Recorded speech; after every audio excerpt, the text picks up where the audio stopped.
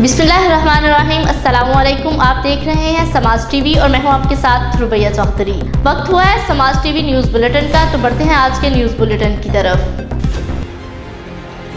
जिला Toba Tek Singh police Sunday security duty.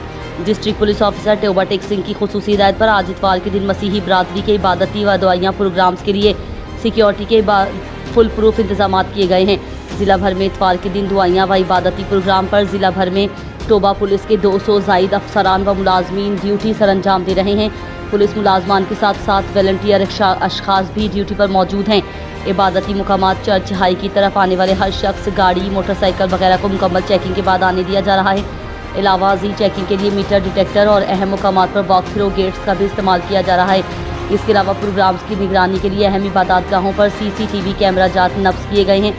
उसके साथ साथ संडे के प्रोग्राम्स पर लेडीज़ पुलिस और ट्रैफिक पुलिस की ट्रैफिक स्टाफ की ड्यूटी भी लगाई गई है। मसीही इबादतगाहों के अतराफ में पुलिस मोबाइल्स अलर्ट कमांडोज के दस्ते डॉल्फिन पुलिस गश्त की ना है।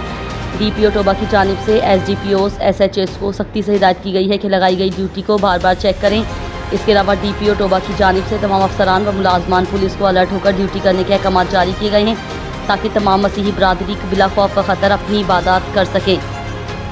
मज़ीद खबरों और अपडेट्स के लिए देखते रहें समाज टीवी। शुक्रिया।